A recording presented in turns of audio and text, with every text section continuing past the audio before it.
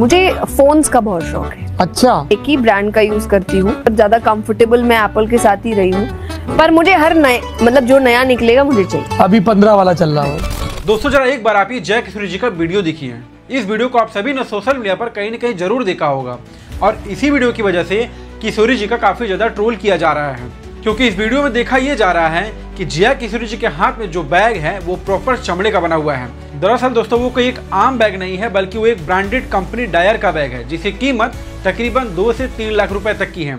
अब यहाँ पर उनको लेकर विवाद इस बात का नहीं है कि वो बैग 2 लाख या 3 लाख रुपए का है, बल्कि पहला मुद्दा तो इस बात का है कि जया किशोरी जी खुद एक कथावाचक है, जो लोगों को मोह माया से दूर रहने का ज्ञान देती हैं, संदेश देती हैं कि आप लोग मोह माया से दूर रहिए, और खुद वो 2 से 3 लाख रुपए का बैग यूज करती हैं। और दोस्तों जो दूसरा और सबसे जरूरी मुद्दा है कि जया किशोरी जी जिस ब्रांड का बैग यूज कर रही हैं उसको किसी और चीज से नहीं, बल्कि उसको गाय और भैंस के चमड़े से मिलाकर बनाया गया है। वो कंपनी अपने बैग्स को बनाने के लिए लेदर का इस्तेमाल करती है। तो आज के इस वीडियो में हम इस लेदर वाले मुद्दे को थोड़ा रिसर्च करके जानेंगे कि क्या ये बैग सच में लेदर का बना हुआ है या नहीं, या उनका नाम खराब करने की कोशिश की जा रही है। और फिर हम ये भी जानेंगे जो दूसरी सबसे जरूरी बात है कि क्या जया किशोरी जी एक कथावाचक है, तो क्या वह एक लग्जरी लाइफ नहीं जी सकती हैं? क्योंकि काफी लोग कथावाचकों पर ऐसा सवाल उठाते हैं कि आप तो बाबा हो, मोह माया से दूर रहते हो, फिर भी आप आईफोन का इस्तेमाल करते हो, महंगी महंगी बड़ी गाड़ियों में घूमते हो, या फिर ये लोग हमारे साथ कुछ गलत कर रहे हैं, सभी का ब्रेन वॉश कर रहे हैं। ये सारी चीजें आज हम इस वीडियो में जानने वाले हैं।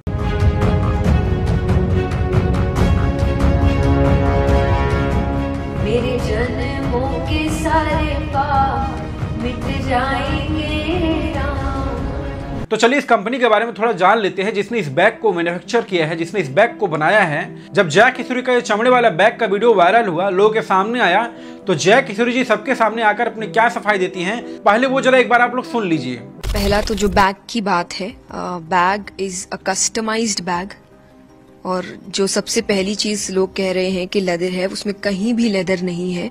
वो एक कस्टमाइज बैग है, और कस्टमाइज का मतलब कि आप अपनी मर्जी से बनवाते हैं, इसलिए मेरा नाम तक लिखा हुआ है उसमें कि मैंने अपना नाम, कि वो एक कस्टमाइज बैग है, उसमें कहीं से भी कोई लेदर नहीं। उन्होंने अपनी सफाई में कहा है कि ये बैग लेदर का नहीं है, बल्कि इसको कस्टमाइज किया हुआ है, जिसमें उन्होंने अपना नाम भी लिखवाया हुआ है। लेकिन चलिए जरा उसी कंपनी की वेबसाइट पर जाकर देख लेते हैं कि उनकी बात में आखिरकार कितनी सच्चाई है। जब मैंने डायर कंपनी की वेबसाइट पर जाकर देखा, जिसने जया किशोरी जी का बैग बनाया है, तो वहां पर आप देख सकते हैं कि जया किशोरी से बिल्कुल मिलता जुलता हूबहू एक बैग मिलता है, जो बिल्कुल उनके बैग के जैसा है, और इसकी कीमत लगभग $3,500 तक बताई जा रही है। अगर भारतीय रुपए में इसको कैलकुलेट किया जाए तो लगभग 2,94,000 रुपए तक आती है, मतलब मोटा मोटी 3 लाख रुपए तक। अब जो लोग इस वीडियो को देखकर ये बोल रहे थे कि ये बैग 2.5 लाख के ऊपर का है, तो वो बात बिल्कुल सच साबित होती है। अब दूसरी और सबसे इम्पोर्टेंट चीज ये चेक करनी बाकी रह गई, जिसके लिए इतना बवाल मचा हुआ है कि इस बैग में लेदर मिला हुआ है, लेदर का इस्तेमाल किया हुआ है या नहीं। तो उसी बैग के डिटेल्स में जब जाकर मैं नीचे चेक करता हूँ डिस्क्रिप्शन में कि क्या ये बैग लेदर का बना हुआ है, तो वहाँ पर ऐसे कोई भी डिटेल्स नहीं लिखी हुई थी। लेकिन जब मैंने उसी वेबसाइट में दूसरे बैग्स को जाकर देखा, उसके डिटेल्स यानी डिस्क्रिप्शन में जाकर देखा, तो उसमें साफ साफ ही मेंशन किया हुआ था, लिखा हुआ था कि ये कंपनी अपने बैग्स को बनाने के लिए लेदर का इस्तेमाल करती है, चमड़े का इस्तेमाल करती है। अब जो जया किशोरी जी अपनी सफाई दी तो वो ये कह रही थी कि ये बैग मैंने कस्टमाइज करवाया हुआ है। जो सबसे पहली चीज लोग कह रहे हैं कि लेदर है, उसमें कहीं भी लेदर नहीं है। वो एक कस्टमाइज बैग है, और कस्टमाइज का मतलब कि आप अपनी मर्जी से बनवाते हैं। तो आप उसी वेबसाइट में अगर जाकर कस्टमाइजेशन वाले ऑप्शन में क्लिक करोगे तो वहां पर आपको सिर्फ 2 ऑप्शन मिलता है कस्टमाइजेशन के लिए। एक तो वो नाम जो जया किशोरी जी के बैग में लिखा हुआ है, और दूसरा ऑप्शन आपको कलर का मिलता है। उसके अलावा बाकी आपको ऐसा कोई भी तीसरा ऑप्शन नहीं दिखेगा जिसमें आप ये कस्टमाइज कर सको कि आपका बैग चमड़े का बनेगा, लेदर का बनेगा या नहीं। अब रही बात जया जी ये कैसे बोल रही हैं कि उनका बैग चमड़े का नहीं बना हुआ है, शायद ये कंपनी उनको कुछ नवाबों वाली अगर फैसिलिटी दे रही हो तो उसका नहीं कहा जा सकता। लेकिन अगर जया किशोरी जी ये बात सबके सामने आकर बोल रही हैं कि उनका वो बैग लेदर का नहीं बना हुआ है, तो फिर किसी को कोई दिक्कत नहीं है। लेकिन अगर उनका ये बैग चमड़े का बना हुआ है, तो फिर ये सरासर लोगों के साथ और धर्म के साथ एक खिलवाड़ है, गलत है। और गलत क्यों है ये भी मैं आपको बता रहा हूँ। जया किशोरी जी खुद एक हिंदू हैं, और वो सनातन धर्म का प्रचार करती हैं, और हिंदू धर्म में गाय की पूजा होती है, और हिंदू धर्म में किसी भी चमड़े का प्रयोग करना वर्जित है। अब जो लोग उनकी कथा को सुनने आते हैं, फिर जिन लोगों ने उनकी कथा को सुना होगा, और लोग ये भी बोल रहे हैं कि जया किशोरी जी सबको ये बोलती है कि मुंह माया से दूर रहो, लेकिन खुद वो सांसारिक मोह माया में लिपटी हुई हैं, उलझी हुई हैं।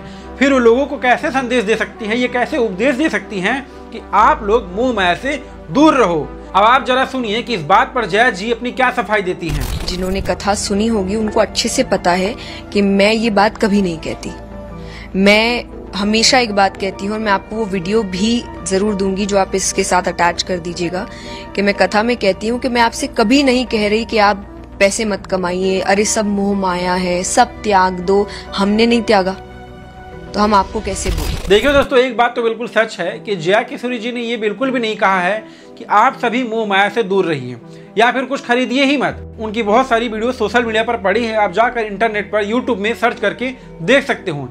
लेकिन उनकी एक वीडियो देखने के बाद ये बात भी बिल्कुल गलत साबित हो जाती है। बाहर आनंद खोजने की कोशिश करते हैं, यहाँ चले जाएंगे तो आनंद आ जाएगा, वहाँ चले जाएंगे तो आनंद आ जाएगा, ये देख लेंगे तो आनंद आ जाएगा, ऐसा कर लेंगे तो आनंद आ जाएगा। पर वो आनंद केवल कुछ समय के होते हैं। हर कुछ समय में हमें खुशी का एक कारण चाहिए।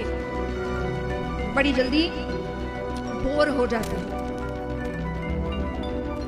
और ऐसा क्यों है कि जंगलों में, पहाड़ों में तप करने वाले ऋषिगण बिना सांसारिक चीजों। अब इस वीडियो को देखने से यही लगता है कि जो साधु सन्यासी तपस्या करते हैं वो तो सांसारिक मोहमाया से मुक्त हैं, इसीलिए वो खुश हैं। और हम क्यों नहीं खुश हैं? क्योंकि हम सांसारिक मोहमाया में लिपटे हुए हैं। इसका मतलब यही है कि हम सभी को ये सब छोड़ देना चाहिए। आनंद माने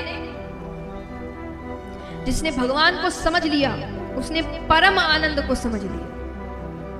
अब उसको खुश रहने के लिए किसी की जरूरत नहीं है, वो अकेला ही खुश है। अब जया किशोरी जी जो ये बोल रही हैं कि आप भगवान को समझ लेंगे तो आप खुश रहेंगे, खुश हो जाएंगे, लेकिन उनको खुद खुश रहने के लिए एक कारण चाहिए होता है। वो खुद आईफोन की बहुत बड़ी फैन है।